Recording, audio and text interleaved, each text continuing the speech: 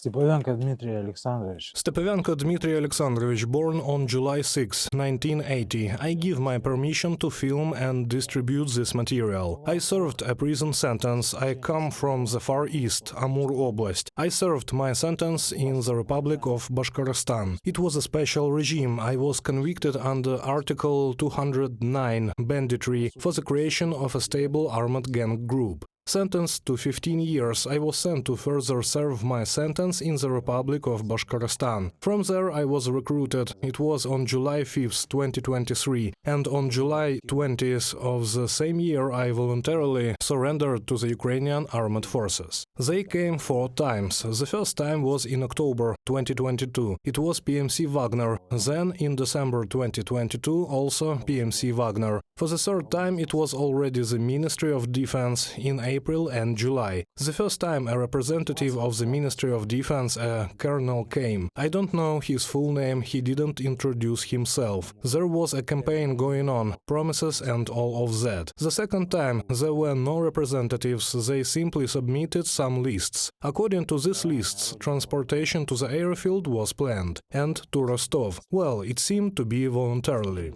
The lists were submitted by the head of the detachment, and according to these lists, the transportation was already planned. My motivation was simple: to leave the territory of the Russian Federation and the institution in which I was located, because in the early days of recruitment I never ever thought about taking up arms and going to Ukraine. Because this is my second homeland, the homeland of my father, grandfather and great-grandfather. I spent most of my childhood here. The circumstances were such that I could not handle it emotionally anymore. 9 out of 10 years in jail I spent in isolation wards, solitary cells, etc. Before I got out, they had released me into this camp so that I would not go completely crazy. So it was those circumstances that affected me, that kind of psychological and emotional pressure. No, they didn't beat prisoners with sticks there, but the administration and assistants created such conditions that it was already unbearable for those people who had been there for a long time. I had to take such an extraordinary step just in order to leave this territory, enroll in this Ministry of Defense, arrive on the territory of Ukraine and, according to my own goals, surrender at the first opportunity. The whole thing was simple. According to the lists, a total of 207 people were gathered from the Republic and were taken either to the airport or the airfield of the city of Ufa, where they were sent, if my observations were correct, to Rostov. 70 people were separated from the others. According to my assumptions, it was those from the Ministry of Defense. 130 of us were loaded into KAMAZ trucks, and we drove for about 5 hours and arrived at the camp.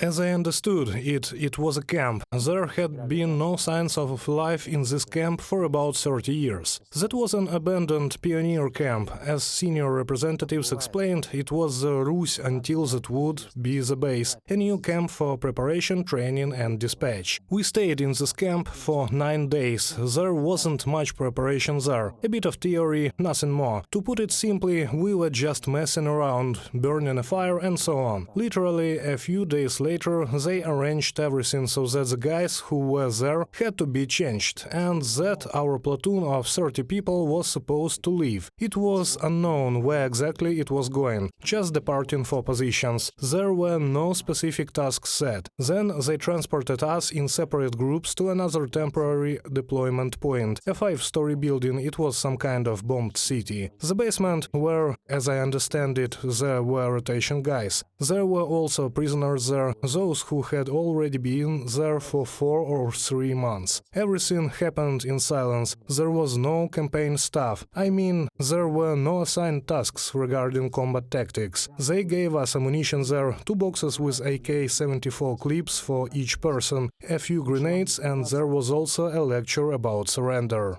They told us that under no circumstances should we surrender, because the Ukrainian groups were nationalistic, the Nazis, and all of that propaganda. They told us that they castrate, kill and don't take prisoners. They had an order not to take prisoners. They told us that it was better for us not to give up, but to commit suicide, meaning to blow ourselves up there or something else. Such a campaign took place precisely in this regard. In my turn, I understood well that this was all about propaganda. We stayed there until dusk, then set off in groups of 10 people along Federal Highway. We stopped and quickly ran into the forest, descended quickly, that is, quickly go out of the car. We were met by 2 guides. The guides were also prisoners who had been there for 3 or 4 months already. That, as I understood, it was not frontline. They explained to us how to move according to the road. We were in groups of 5 when we set off. The first 5 men were looking for where I was. The first group consisted of 5 people and it was torn down, that is, it was destroyed by mortar fire. As a result, 1 fighter was dead and 3 more were wounded. The group didn't make it and we slowed down. About 3 people from my group helped carry them, because the evacuation group was also working, but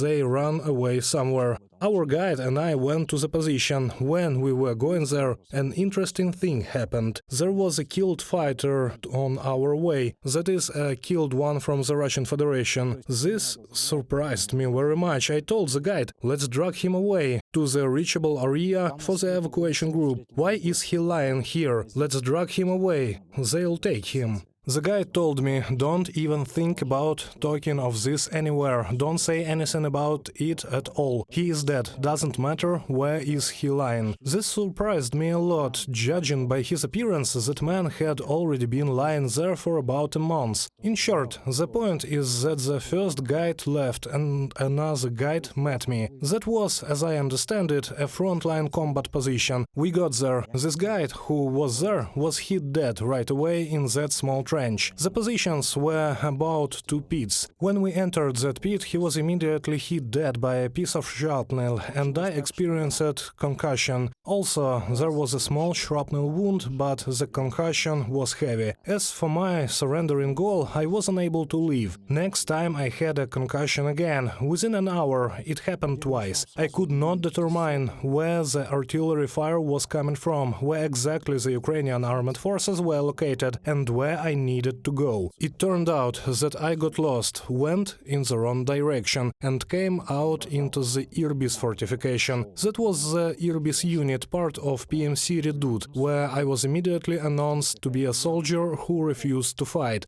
That I allegedly abandoned the position. Although, in this case, I didn't think, I didn't understand. I was just walking, but I had to go. I was walking, thinking that I was walking in the right direction, but that's not the main point. So they took me to a trench, started beating me. So, in short, I was waiting for execution, to get shot. Yes, they have rough rules there for those who will leave their positions. So I was waiting for my execution. I was waiting for it for about 2 or 3 hours. There was such a mess there. In short, the bottom line was that some kind of commander arrived and said to others that there is no need to shoot me down. I should be sent to assault. The first recon by fire, I'd be the first to go. The commander explained to some dude that I would go first. That dude was from anti-retreat forces and they had a walkie-talkie. If he goes, the commander said, first to the side or turns back, shoot him down immediately. When the dude and I were going to the position, 2 other people were walking nearby. He was explaining something to me. I asked, what's the task? Where are we going? What are we doing? He said, I don't know myself. I know there should be an assault. Everything else is unclear. When we got there, he told me, look, I have an order. 1 step right, 1 step left, and I shoot you. The point is clear. When the artillery shelling began, the mortar shelling was so heavy, or rather, when we entered the position, it was covered with dead. As I understand it, this was the same position only from the other side. It was dead all around the place, and there were wounded groaning there. And when the shelling began, everyone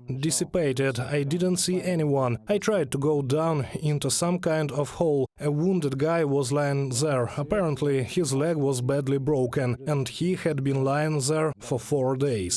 I gave him some advice. I said, "Get out, crawl, no one will take you, they save no one here." I gave him water, some cigarettes, and took off his body armor. I said, "I'm leaving." I took off my body armor, threw away an assault rifle, and crawled under the elm. There were some fallen trees there and dead bodies, so I crawled under those trees and under dead bodies. I could not determine where the shelling was coming from and where exactly I needed to move. As I understood, it came from all directions. I think the Russians were shelling our positions too. I lay there for about 3 days. Then I determined where I needed to go. I had a white bandage, a regular medical bandage. I left it in my pocket on purpose. I wrapped my hand in it and walked across the field. The field was about 400 meters long. I went to a position I didn't know where it was, but assumed that the Ukrainian armed forces were there. I got there. There were trees and dense vegetation there. Let's say it was a forest. I stayed there for about half an hour and heard some voices and someone walking. I thought those were Russian positions again, but understood from the Ukrainian dialect that it was the Ukrainian armed forces. I identified myself and surrendered to them. It was the 225th Assault Brigade or Battalion. They provided good medical care there because I was covered in bruises after the beating. I had another shrapnel wound and other minor things. They provided good medical care. They treated me well. Very human. So that's how I got here.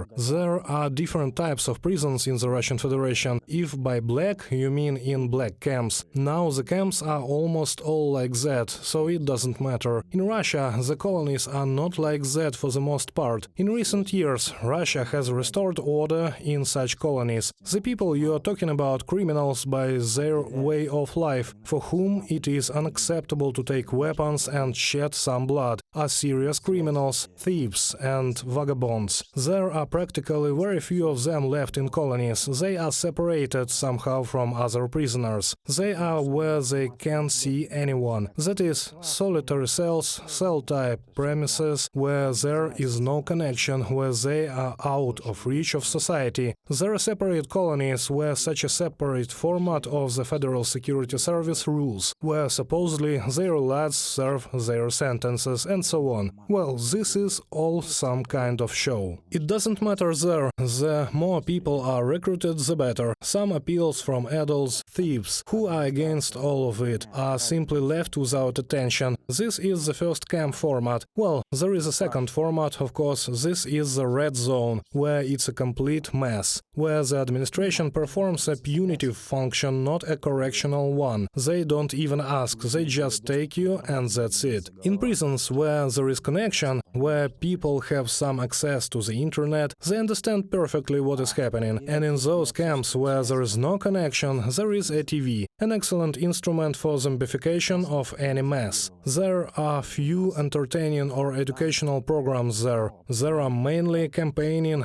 and propaganda going on there. The programs are made up. I think that even a semi-sane person watching this kind of TV for a long time will believe in the distortion of the present. That is a kind of zombification. In those camps where there is connection, where people can be in touch with someone, very few of them go to war from there, because they understand everything. Well, in recent years in Russia they have made it so that not everyone has a connection. A special group of people that keeps order in the jail has got a connection. Those people do have it, but the majority don't. There are few camps where connection is available to the majority of the people, where a few men can come, turn on their phones and browse some news. In practice, this no longer exists, because everything comes down to the fact that the internet is now needed, but this is all done on purpose. We understand everything, we know. Just the point of your question and my main answer to it is zombification. Well, I'll will add a bit more. There are many places where the circumstances force a person, even if he has at least a little bit of understanding, to simply leave his place of despair. Well, the main category of prisoners in the Russian Federation, just like the bulk of people in the streets, are people with some minimum intelligence. They can't understand. They simply don't know history, they don't know what kind of people they are, where they went. But this situation too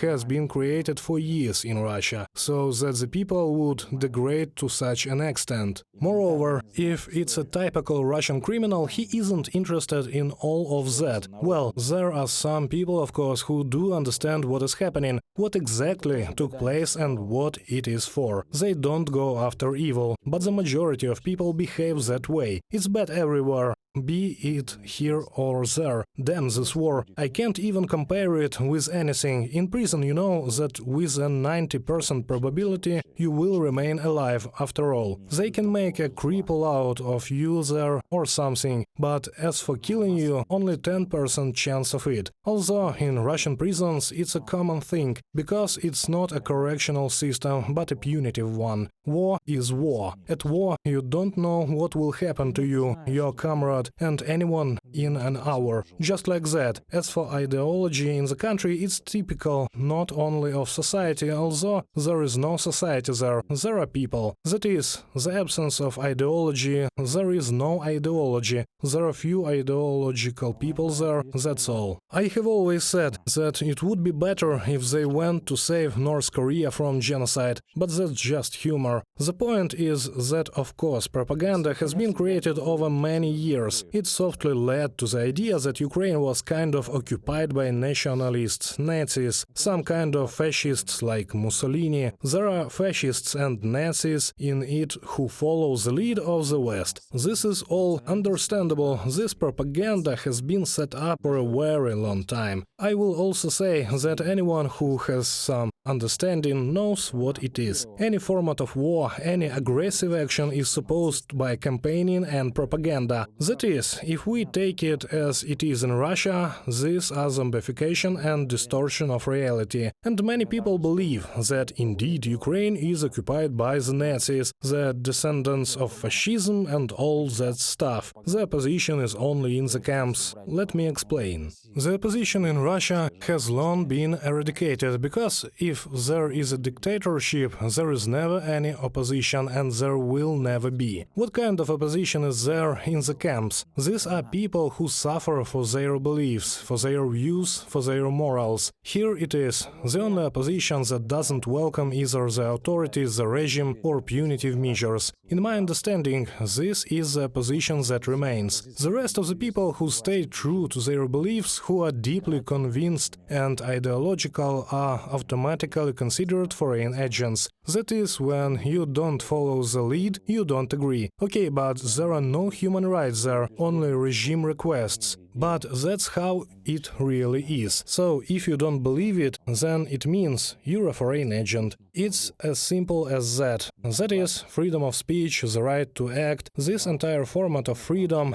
have been disabled. The format doesn't exist, and that's why there is no opposition. As for the Russian army, I think that, first of all, the army doesn't fight. Instead, marginalized sections of the population do. The army is involved to some degree, but not that much. I can't explain this facet of the madness of politics at all, to the extent of my mental development and knowledge. I can't give any explanation at all. I can only assume that the war was necessary. Maybe some people want to go down in history again as the new founders of the Soviet Union, thus annexing lands or something else. There is one thing I understand. Firstly, this is the 21st century. This is a century of flexible diplomacy. Secondly, high technology is everywhere and people are more inclined towards peace, living peacefully, raising their children peacefully. I don't find aggression, wars, invasions, even some kind of showdown through an armed conflict or bloodshed to be necessary at all in the 21st century. In general, I have a special opinion on this matter. In general, I believe that the Russian army practically doesn't exist. It had been disarmed since the 90s, unions have been disbanded, and so on. In the country only a power bloc has been created. What was it like before? Police protected people from thieves. Now the police are protecting thieves from people. And I think that in Russia there is practically no army at all. I repeat it once again. It is mainly the marginal population of society who's fighting. That is, people who didn't take any oath, as this is not protection, this is an invasion. Any invasion in human history has always been considered war and aggression. Well, it's kind of crazy. Not only that, of course, the dictatorial regime is screwed up for sure. Actually, any person understands this, but I vaguely see the further steps of this man and his associates. I really don't understand. Maybe I don't have the brains to figure it out myself, but I really don't understand what it is all for. Occupation? Well, I'm still sane and I don't rejoice at the occupation of other territories. What's good about that? It won't lead to anything good. There's always blood. Losing? Well, I don't see any gains or victories here at all. This is absolutely some kind of madness. This is an invasion of the country of a brotherly nation.